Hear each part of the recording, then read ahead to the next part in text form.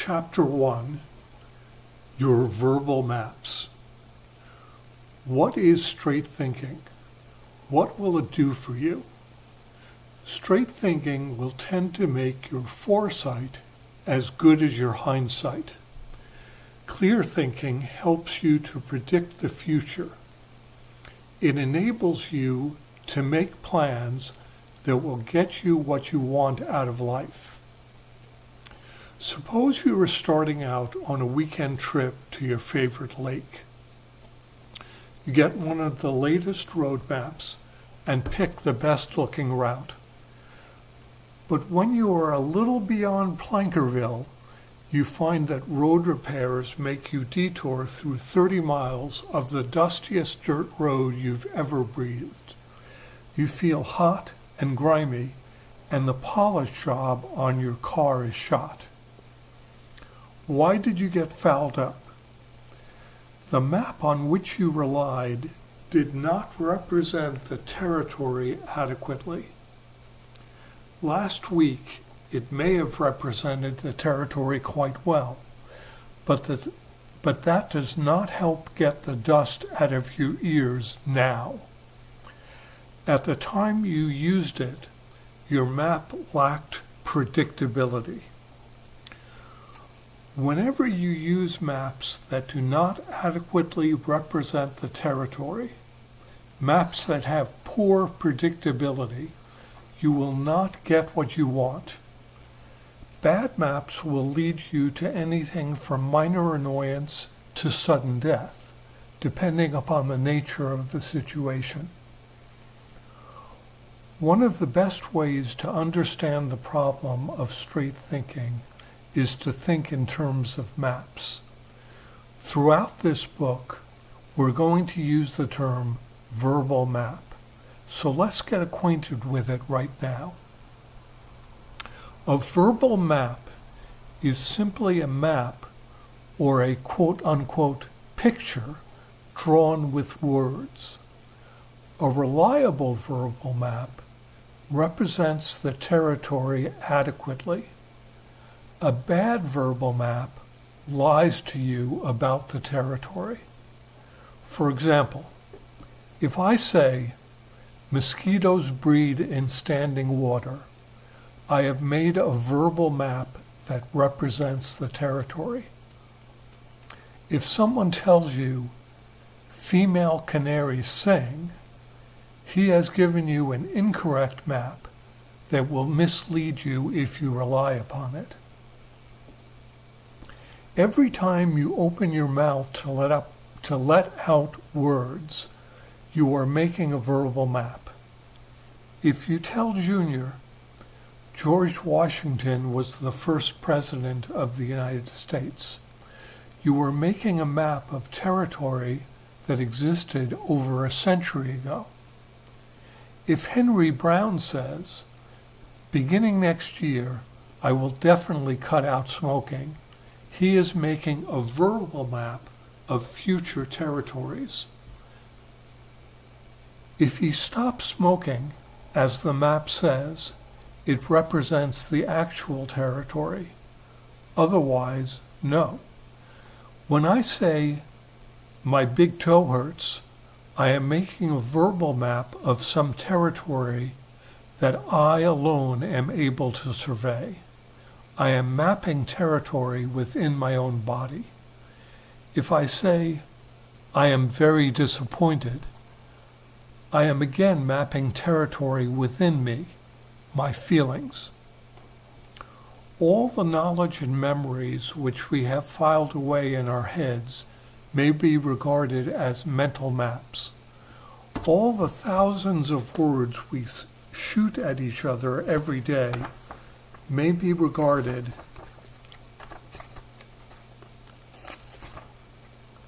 as verbal maps representing past, present, or future territory. The problem of straight thinking is, do my verbal maps adequately represent the territory? If they do, I can rely on them. I can predict from them. My plans will work.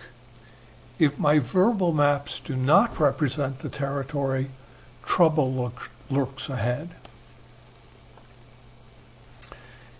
Inadequate maps put us in hot water.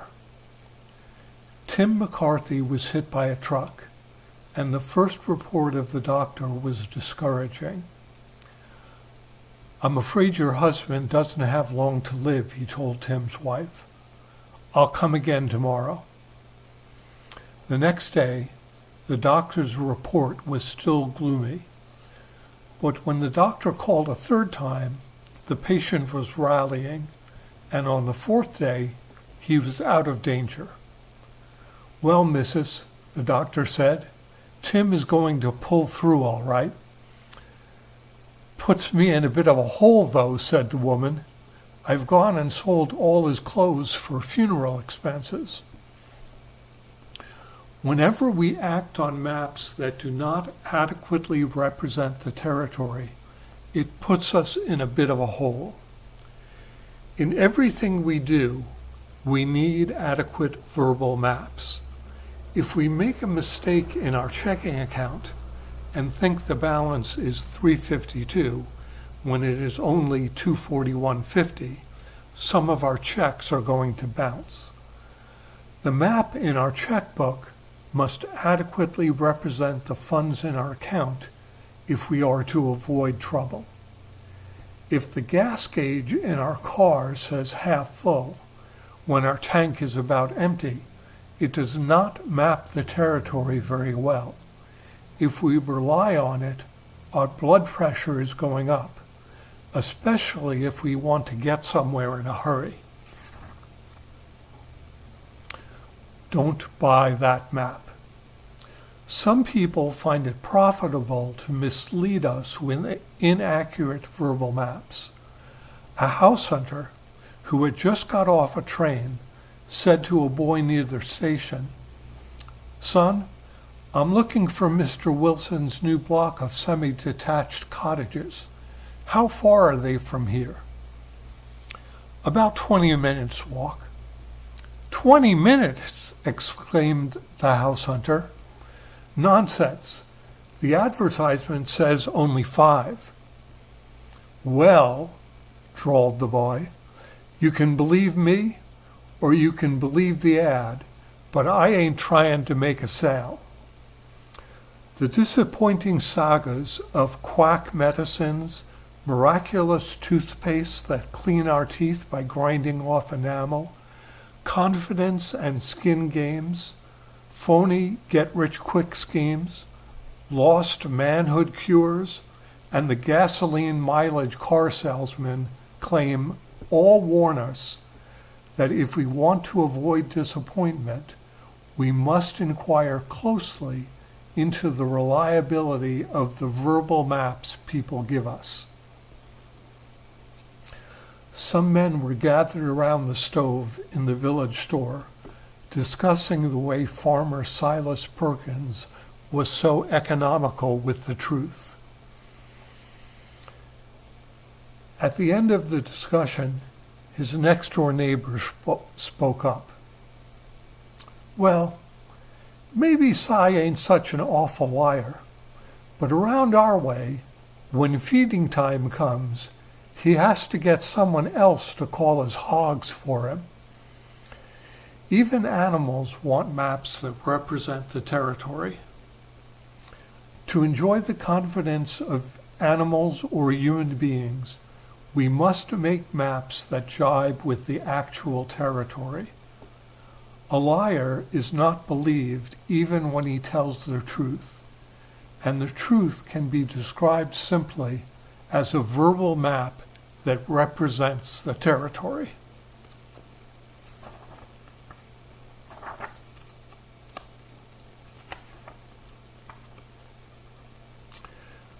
Use the term verbal map in your thinking. If we reflect upon our languages, wrote Alfred Korzybski in his famous work, Science and Sanity, we find that at best, they must be considered only as maps.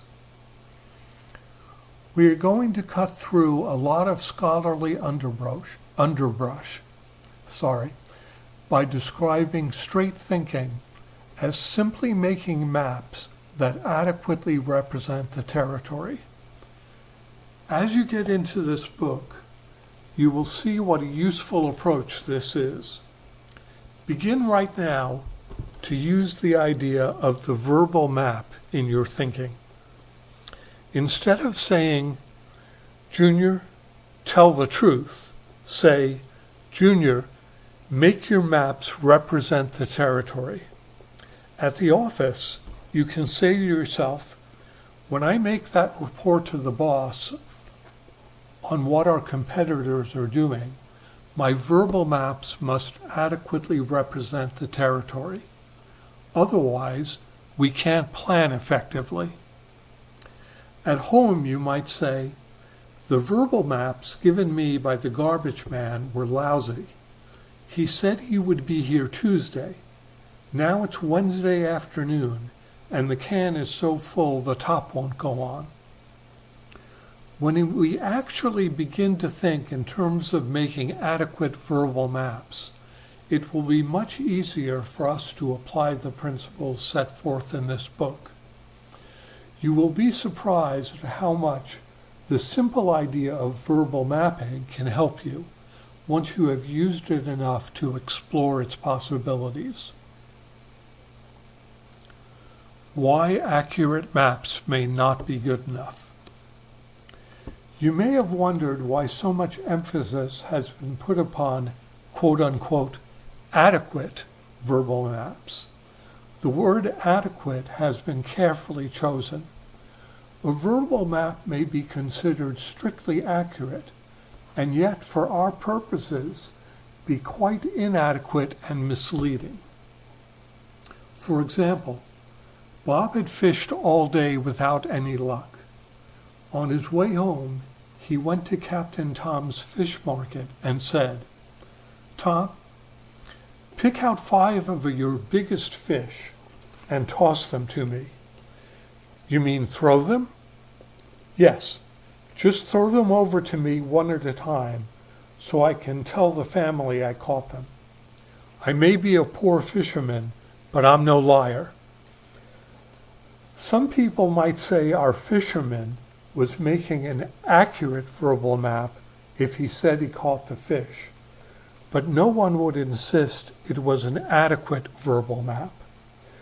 We see readily that however accurate that map is, it is thoroughly misleading and has nothing to do with the actual territory. When it comes to important decisions, when it comes to getting along in this complex world of ours, we must have adequate verbal maps if we are to get what we want. Our happiness and our success depend almost entirely upon the adequacy of the maps we make in our personal, social, and business affairs. Here is an accurate verbal map of someone we all know about. Mr. A.H. had an unhappy childhood and little formal education.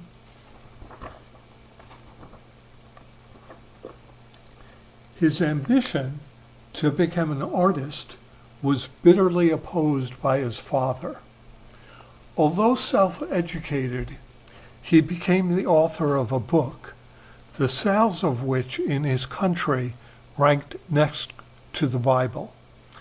Obstacles did not discourage him. People would say, "Why, you can't do that," but he hurdled one barrier after another. He placed a great deal of emphasis upon improving the health of young people, and he was known throughout the world as a dynamic speaker. His closest associates said of him, "He accomplishes great deeds out of the greatness of his heart, the passion of his will, and the goodness of his soul." Sounds like a pretty good man, doesn't he? So far as I know, everything in the foregoing description of Adolf Hitler is accurate and verifiable. Notice how we can be woefully misled by an accurate map. Only an adequate, well-rounded, balanced map deserves our trust. An adequate map is accurate, but an accurate map is not necessarily adequate. We must avoid mistaking one for the other. What to expect from this book? Life, remarked Kierkegaard, can only be understood backwards, but it must be lived forwards. Every chapter in this book has been written with one dominant purpose: to show you habits of thinking that will help you make adequate verbal maps. You may find that you now have many thinking habits that make it difficult and sometimes impossible for you to make adequate verbal maps that will serve you well in your everyday life situations. But as you get into this book, you will discover some efficient methods that can double or triple your present skill in making adequate verbal maps. To sum up, clear thinking simply means making adequate verbal maps. To be happy and successful, we must base our plans on maps that fit the territory. Only an adequate map will have the necessary predictability. That will allow us to plan, to choose, to decide what is best for us to do. When you first meet the notion of verbal mapping, it will naturally seem strange and unfamiliar. But once you learn to use it, you will find it a fruitful approach to the problem of straight thinking. Phew. Okay, that's the end of chapter 1. I'm going to provide a little free-form commenting. And there's the first change of what's on the screen for those of you who watch this as YouTube video. If you can't already tell, this is primarily intended to be a review in audio form of a book which was originally called How to Develop Your Thinking Ability and got changed to Taming Your Mind at some point. And it's a fairly old book, like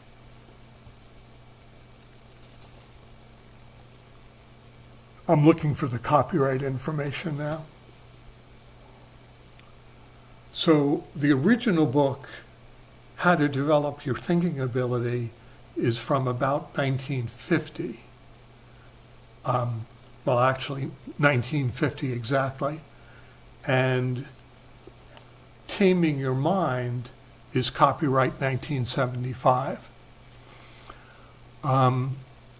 As far as I know, they're both not in print, although they're readily available from Amazon as used books. And the price varies, but most of the time, the majority of the price is the shipping cost, at least from what I've seen. What else? This, speaking of copyrights, this audio video is copyright me, Leonard Fisher, as the Tuna Genome Project, and is covered under a Creative Commons share alike and attribution license.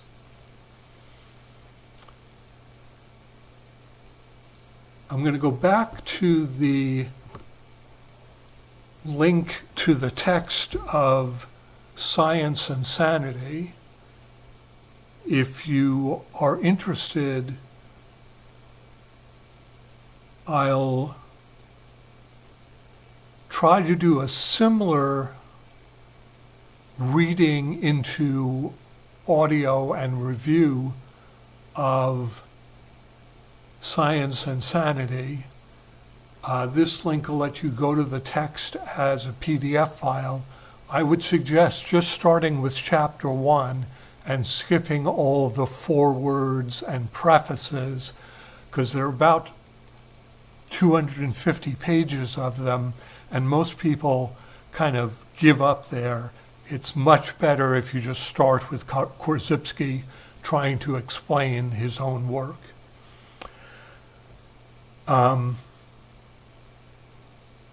That's all I can think of saying for now.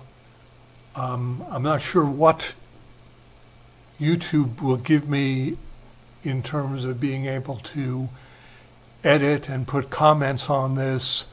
Of course, your comments are welcome, and I'll try to answer any questions and so on and so forth. And certainly subscribe if you'd like to know about additional chapters. Bye for now.